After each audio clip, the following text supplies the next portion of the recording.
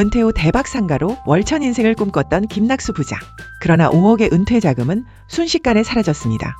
그는 무엇을 놓친 걸까요? 그가 놓친 은퇴 후 포트폴리오 설계를 위한 핵심 3단계 전략. 지금 시작합니다. 드라마 서울 자가의 대기업 다니는 김 부장 이야기의 주인공 김낙수 부장은 많은 직장인의 현재이자 미래의 모습입니다. 좋은 대학을 나오고 대기업에 취직해 서울 자가까지 마련했죠.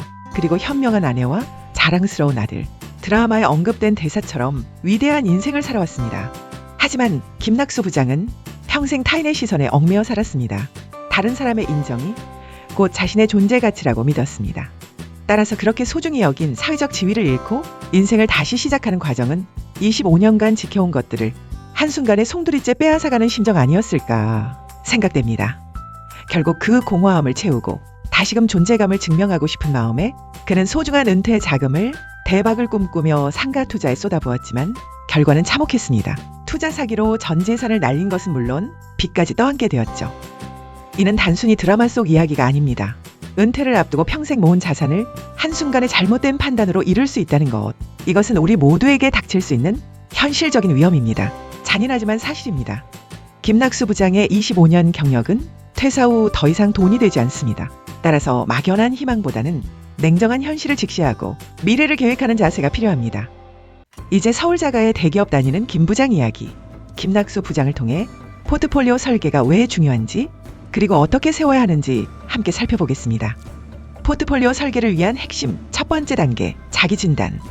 김낙수 부장의 현재 상황은 다음과 같습니다. 김낙수 부장은 72년생 쥐띠, 올해 53세입니다. 통신사 대기업에서 25년째 근무 중인 부장급 관리자이고요. 가족으로는 동갑내기 아내 박하진. 그녀는 전업주부였으나 미래를 위해 최근 공인중개사 자격을 취득했습니다. 그리고 21살 아들 김수겸. 연세대 1학년에 재학 중인 것으로 나옵니다. 여기까지 행복한 3인 가구의 모습입니다. 하지만 드라마에서 가장 중요한 이벤트, 김낙수 부장의 은퇴 시점이 앞으로 1년밖에 안 남았다는 사실입니다. 즉, 지금부터 단 1년 뒤면 고정급여가 사라지고 그동안 모아온 자산으로 노후를 꾸려가야 합니다. 그래도 김낙수 부장의 소득과 자산은 매우 탄탄한 편입니다.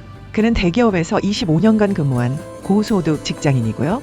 연봉은 세전 1억 3천만 원 수준일 것이며 세후로 약 9,700만 원입니다.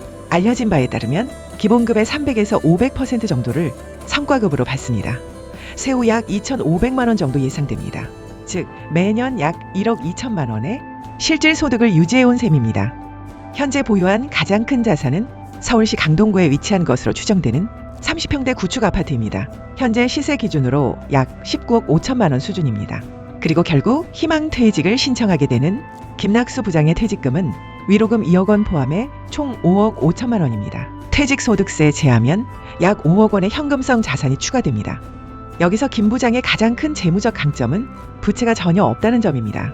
10년 전에 현재 아파트를 매수했다고 하니 취득가는 약 5에서 6억 원이었을 것입니다. 소득을 감안하면 10년 동안 대출은 모두 상환했을 것으로 보입니다.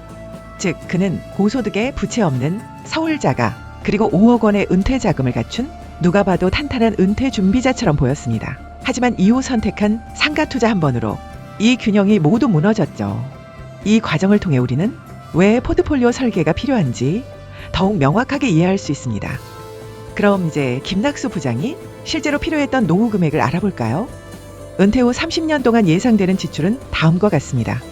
3인 가족 생활비는 월 300만 원 정도로 잡고 연 3,600만 원입니다.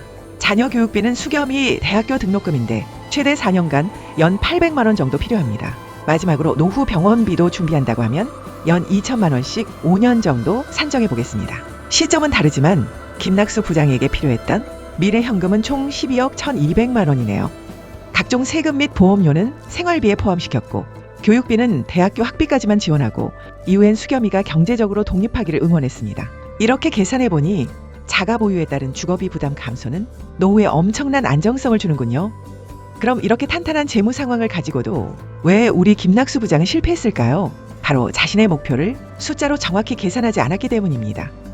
포트폴리오 설계를 위한 핵심 두 번째 단계, 수치화. 성공적인 포트폴리오 설계는 명확한 목표 설정에서 비롯됩니다. 김낙수 부장에게 가장 중요한 기준은 다음과 같았습니다. 첫째, 보유한 주택은 처분하지 않고 노후를 보내는 것. 둘째, 투자 원금은 오직 은퇴 시점의 소득과 은퇴 후 퇴직금.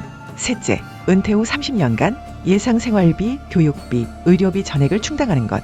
이 계획은 국민연금 수령액은 고려하지 않고 오직 투자 수익만으로 은퇴 생활을 영위하는 것을 전제로 합니다. 즉, 은퇴 시점에 보유하게 될 6억 2,200만 원으로 미래 필요 현금 12억 1,200만 원을 충당해야 합니다.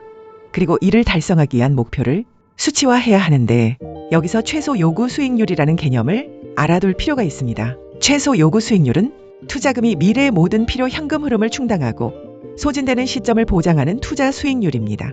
김낙수 부장의 사례에 적용해보면 현재 투자금 6억 2,200만 원을 굴려서 미래 필요 현금 12억 1,200만 원을 달성하기 위한 최소 요구 수익률은 연평균 약 5.2%입니다. 이 숫자는 매년 투자 원금이 정확히 5.2%씩 성장한다면 생활비를 모두 인출하고 난 30년 이후에 통장 잔고가 정확히 0원이 되는 숫자입니다. 따라서 바로 이 최소 요구 수익률 연 5.2%가 상가 투자를 결정하기 전에 반드시 거쳐야 했을 포트폴리오 설계의 두 번째 단계였습니다. 이제 김낙수 부장은 상황을 진단하고 목표를 수치화했습니다. 성공적인 포트폴리오 설계를 위한 마지막 세 번째, 수익과 위험의 균형 추구입니다. 5.2%라는 최소 요구 수익률 목표는 정해졌지만 위험을 얼만큼 감내할 수 있을지는 다른 문제입니다. 이를 위해서는 투자 원금과 필요 현금 흐름의 속성을 파악해야 합니다. 김낙수 부장의 투자 원금은 퇴직금이고 필요 현금은 주로 생활비 마련 목적입니다. 이러한 자금의 특성을 고려할 때 김낙수 부장이 감내 가능한 위험의 조건은 다음과 같습니다. 조건 1. 퇴직금은 다시 모을 수 없는 목돈입니다. 자산을 불리는 것만큼이나 안전하게 지키는 것이 중요합니다. 따라서 자산 가치 하방 경직성에 대한 위험 관리가 필요합니다. 조건 2. 생활비는 매년 고정적으로 필요한 현금 흐름입니다. 따라서 장기 투자에 의존한 고수익 추구보다는 시장 등락에도 꾸준한 수익률을 확보할 수 있는 승률에 대한 위험 관리가 필요합니다. 위 두 가지 조건을 고려했을 때 김낙수 부장이 했어야 할 책임감 있는 포트폴리오 선택은 5억을 투자해 월 1,000만 원을 기대하는 연 24%짜리 고위험 상가 투자가 아니라 평균적으로 연 5.2%를 상회할 수 있는 저위험 안정형 포트폴리오라고 볼 수 있습니다.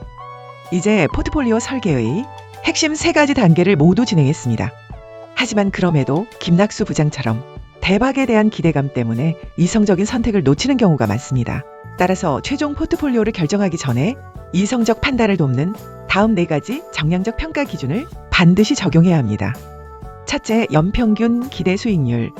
인생 이막에 접어든 김낙수 부장에게 연 24%라는 목표 수익률은 지나치게 과도한 욕심이었다고 판단됩니다. 앞서 계산한 김낙수 부장의 최소 요구 수익률은 연 5.2%에 불과했습니다. 자산을 크게 불리기보다 원금을 보전하면서 생활비를 마련하는 것이 핵심 투자 목적이므로 인플레이션을 방어할 수 있는 추가 수익률까지 감안해도 연평균 7에서 8% 수준의 현실적인 목표 수익률을 설정하는 것이 더 합리적입니다. 둘째, 연안산 변동성. 투자 자산이 얼마나 위아래로 흔들리는지 평가해야 합니다. 매달 생활비를 꺼내 써야 하는 은퇴자에게 자산 가치가 롤러코스터를 타는 것은 공포 그 자체입니다. 안정적인 노후를 위해서는 목표 수익률의 2배를 넘지 않는 수준인 10에서 15% 내외로 변동성을 관리하는 것이 바람직합니다. 셋째, 최대 손실률과 회복 소요 기간. 투자 자산이 어느 정도까지 손실을 볼 수 있는지, 그리고 그 손실을 회복하는데 얼마나 걸리는지 파악해야 합니다. 특히 은퇴자인 김낙수 부장에게 억 단위 손실은 단순한 숫자가 아니라 앞으로 몇 년치 생활비가 사라지는 것과 같은 심각한 위협입니다. 따라서 최대 손실률은 초기 투자금의 마이너스 20%, 금액 기준 약 1억 원 내외로 제한할 필요가 있으며 생활비는 매년 지속적으로 지출되기 때문에 회복 소요 기간 역시 2년 미만으로 관리해야 합니다. 넷째, 승률. 승률이란 매년 최소 요구 수익률인 5.2%를 초과할 확률을 의미합니다. 상가처럼 임차인이 있을 때는 연 24%, 공실일 때는 0%인 변동폭이 매우 큰 투자 전략은 아무리 평균 수익률이 높아도 매년 안정적으로 생활비를 인출하기가 어렵습니다. 따라서 심리적으로 흔들리지 않고 안정적인 필요 자금을 마련할 수 있는 승률로 최소 60%는 확보되는 전략인지 확인해야 합니다. 자, 이제 김낙수 부장에게 맞춤 정장 같은 포트폴리오 프로필이 나왔습니다. 연평균 기대 수익률 7에서 8%, 연안산 변동성 10에서 15%, 최대 손실률 마이너스 20%, 회복 소요 기간 2년, 승률 60% 이상. 그럼 이제 일반적으로 은퇴자금 운용에 고려되는 저위험, 안정형 포트폴리오들을 함께 비교해 보겠습니다. 첫 번째 후보, 고배당 주식 상품입니다. 고배당에 요즘 월 단위로 배당 주는 상품도 있으니까 수익이 꽤 괜찮을 것 같습니다. 고배당 ETF 기준으로 기대 수익률 측면에서는 9에서 12%까지 노려볼 수 있습니다. 하지만 결정적인 약점은 역시 변동성과 최대 손실률입니다. 아무리 우량한 배당주라도 결국은 주식이기 때문입니다. 2022년 같은 하락장이 오면 20%는 우습게 넘어갑니다. 당장 내년부터 생활비를 인출해야 하는 김낙수 부장에겐 너무 위험한 롤러코스터가 될 수 있습니다. 심장이 쫄깃해지는 투자는 이제 그만할 나이인 거죠. 두 번째 후보, 채권 인컴형 상품입니다. 채권은 안전자산의 대명사죠. 안정성 면에서는 최고입니다. 변동성도 낮고 최대 손실률도 매우 낮습니다. 하지만 이번엔 다른 조건이 발목을 잡습니다. 바로 기대 수익률이죠. 채권만으로는 연평균 5.2%, 달성하기 매우 버겁습니다. 안정성을 얻는 대신 노후 30년 동안 돈이 버텨주지 못할 위험이 생기는 거죠. 세 번째 후보, 자산 배분형 상품입니다. 자산 배분형 상품은 주식, 채권, 원자재, 부동산 리츠처럼 서로 성격이 다른 자산들을 섞어서 담는 전략입니다. 주식이 부진할 때 안정적인 채권이 받쳐주고 올해와 같은 상황에서는 원자재나 금이 수익을 만들어주는 효과를 노리는 거죠. 그래서 기대 수익률, 변동성, 최대 손실률과 회복기간, 그리고 승률 측면에서 김낙수 부장의 포트폴리오 프로필에 가장 균형 잡힌 모습을 보여줍니다. 그래서 결국 김 부장에게 필요했던 것은 대박 상가가 아니라 자산 배분이었을까요? 그런데 만약 김 부장이 더 젊고 공격적인 투자자였다면 오늘의 결론은 전혀 다른 방향으로 나왔을 수도 있습니다. 즉, 어떤 포트폴리오가 적합한지는 개인의 상황에 따라 완전히 달라진다는 뜻입니다. 그래서 반드시 기억해야 할 것은 자산 배분 그 자체보다도 올바른 포트폴리오로 가기 위해 오늘 함께 진행해본 다음 세 가지 단계입니다. 첫 번째 단계, 진단이 먼저다. 투자에 앞서 자신의 재무 상태와 현금 흐름을 정확히 파악하십시오. 나의 강점과 약점을 아는 것이 모든 전략의 출발점입니다. 두 번째 단계, 숫자로 목표하라. 잘 되겠지라는 막연한 기대가 아니라 연 몇 %와 같은 구체적인 목표 수익률을 계산해야 합니다. 그 숫자가 당신의 투자를 지켜줄 나침반이 됩니다. 세 번째 단계, 수익과 위험의 균형을 추구하라. 수익률만 보지 마십시오. 변동성, 최대 손실률, 회복 소요 기간, 승률 모두 고려해 위험을 관리하고 적합한 포트폴리오를 구축해야 합니다.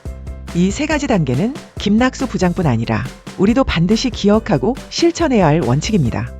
네, 오늘 준비한 내용은 여기까지입니다. 서울 자가의 대기업 다니는 김 부장 이야기, 진짜 눈물 흘리며 본 인생 드라마입니다. 드라마가 말하는 메시지는 따로 있지만 오늘은 알고 하는 투자의 관점에서 만약 그가 퇴직금으로 상가에 투자하지 않고 체계적인 포트폴리오 설계를 했으면 어땠을지 살펴봤습니다. 저는 다음 영상에서 더 유익한 정보로 돌아오겠습니다. 알고 하는 투자였습니다. 감사합니다.